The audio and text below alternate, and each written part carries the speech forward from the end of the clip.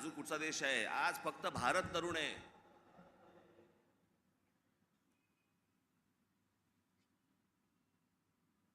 या तरुणांना, या तरुणींना शिक्षणाची गरज आहे, चांगल्या शिक्षणाची गरज आहे, तंत्रज्ञानाची गरज आहे, उत्तम नोकऱ्यांची गरज आहे, उत्तम व्यवसायाची गरज आहे, त्याच्यासाठीच्या मार्गदर्शनाची गरज आहे. त्याच्यासाठी म्हणून राज्य सरकार आणि केंद्र सरकारने आता काम केलं पाहिजे.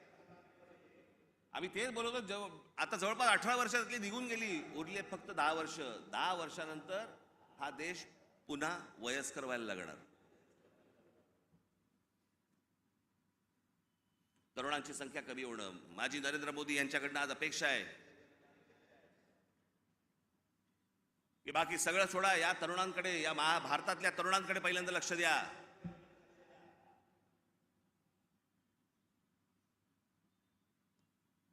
हेच ते फ्युचर आहे, हेच ते भविष्य आहे.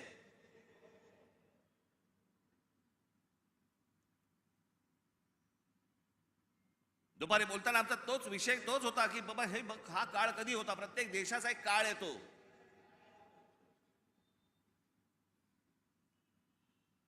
जसं जपानमध्ये एक काळ आला. जपानमध्ये ज्यावेळेला काळ आला त्यावेळेला तिकडे त्या अनेक कंपन्या उभ्या राहिल्या, सोनी पासून, होंडा पासून, काय काय अनेक गोष्टी सगळ्या उभ्या राहिल्या.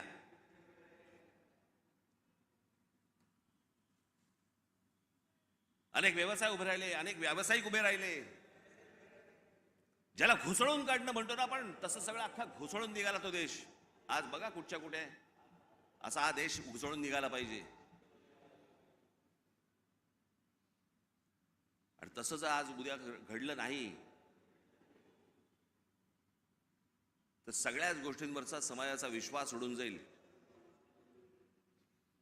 या देशामध्ये दुसरं तिसरं काही होणार नाही. या देशामध्ये फक्त अराजक येईल.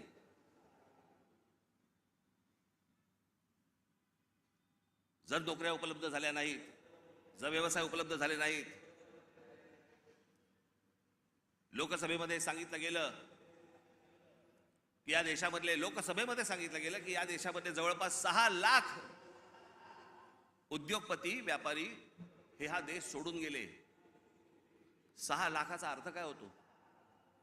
हा तर अधिकृत आकडा आला आपल्याकडे, पण हे यापुढे होता कामा नये. या देशातल्या तरुणांकडे पाहणं गरजेचं आहे.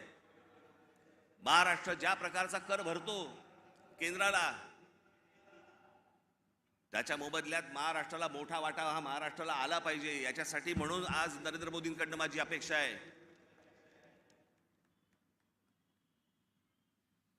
अनेक गोष्टींची अपेक्षा आहे. पुढचं काय 5 वर्षात काय घडतंय, ही निवडणूक, येणारी लोकसभेची निवडणूक या देशाचं भविष्य ठरवणार आहे. की आपण खड्ड्यात जाणार आहोत का आपण वरती जाणार आहोत. उद्या अनेक निवडणुका येतील, पुढे विधानसभेच्या निवडणुका येतील. आज हाणामाऱ्या चालू आहेत.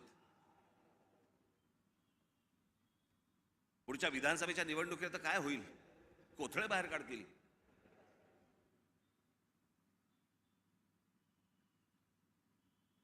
याचं कारण मी मागच्या तुम्हाला आठवतं, मी बोललो होतो तुम्हाला इथेच गेल्या वर्षीच्या सभेमध्ये, का त्याच्या गेल्या वर्षी सभेमध्ये तर आठवत नाही, महाराष्ट्रात कॅरम चुकीचा फुटला गेलाय. कोणाच्या सोंगट्या कोणाच्या भोकात आहेत तेच कळत नाही.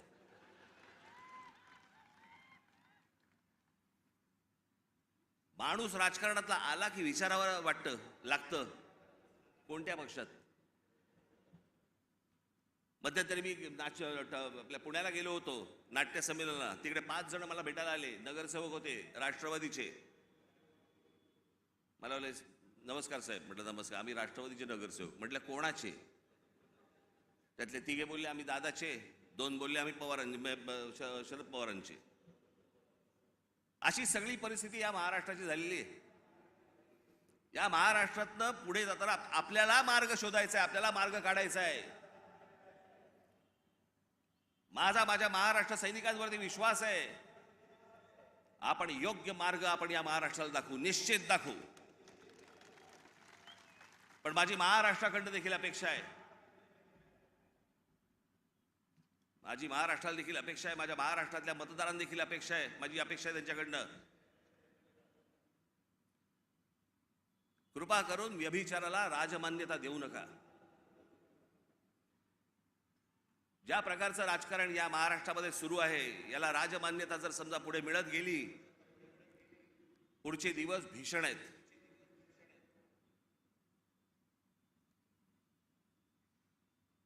पण या आजच्या सगळ्या परिस्थितीमध्ये जेव्हा सगळ्या बाजूनी मी जेव्हा पाहतो,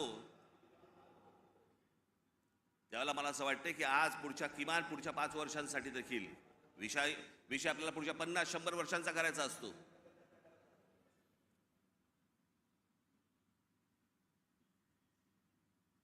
पण इथे ज्यावेळेला मी बसलो होतो, ज्यावेळेला देवेंद्र फडणवीस आणि मुख्यमंत्र्यांबरोबर, त्याच्यानंतर माझं आणि देवेंद्र फडणवीसांचं बोलणं झालं आणि मी म्हटलं की मला नको ते, म्हटलं तर मला त्या वाटाघाटी मला पाडू नका याच्यामध्ये.